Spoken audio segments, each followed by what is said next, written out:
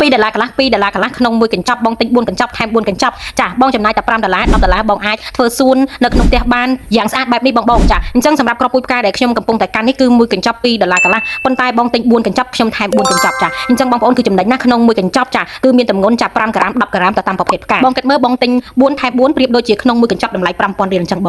បងចំណាយតែចា$5000ក៏បងអាចចាលម្អក្នុងផ្ទះបានយ៉ាងស្អាតផងដែរបងសម្រាប់គ្រាប់ពូជនៅខាងខ្ញុំគឺធានាជូនអត្រាដំណោះចាប់ពី85%ទៅដល់95%តាមប្រភេទផ្កាបើសិនជាបងយកទៅអត់មានអត្រាដំណោះដូរពូជផ្កាជូនបងវិញគ្រប់ចំនួនមានការប្រឹក្សាការដាំបន្ថែមជូនបងបើសិនបងមិនធ្លាប់ដាំផ្កានេះកន្លងមកប៉ុន្តែបងសម្រាប់ផ្កាដែលខ្ញុំយកមកសិតតែងាយស្រួលដាំទាំងអស់ចាគឺសិតតែធ្វើតែផ្ទះដំណោះហើយចាទាំងដំណោះចាទាំងការចេញផ្កាគឺសិតតែងាយស្រួលដាំទាំងអស់មានផ្កាដែលដាំតែមួយខែកន្លះចេញផ្កាក៏មានដែរបងគឺផ្គត់ផ្គង់ជូនបងគ្រប់ខ្នាតមិនថាបងដាំតាមផ្ទះចាជាមួយនឹងបងដាំតាមសួនតូចសួនធំលំដាប់រីសតប៉ុណ្ណាក៏ខាងបងអាចផ្គត់ផ្គង់ជូនបងបានដែរផ្គត់ផ្គង់បានគ្រប់ខ្នាតទាំងអស់ចាថាបងរីសតដែលគាត់ដាំផ្ទៃដីធំៗបងទិញជាគីឡូនឹងគិតជូនតម្លៃពិសេសជូនបងអញ្ចឹងសម្រាប់បងដែលត្រូវការគ្រាប់ពូជដែលមានគុណភាពល្អចាសេវាកម្មល្អមានប្រឹក្សាការដាំដុះបន្ថែមចាជាមួយនឹងចាអ្នកលក់ដែលមានទំនួលខុសត្រូវខ្ពស់ទំនួលខុសត្រូវនៅត្រង់នេះចង់បញ្ជាក់ថាបើបងយកទៅធ្វើតាមការណែនាំប្រឹក្សាអត់មានអត្រាដំណោះហើយខាងបងនឹងដូរគ្រាប់ពូជជូនបងវិញមិនថាតែមកទេគឺដូរជូនយ៉ាងពិតប្រាកដចាអញ្ចឹងបងអាចមករកគ្រាប់ពូជនៅហាង RCG Agri Cambodia បានចាអរគុណច្រើន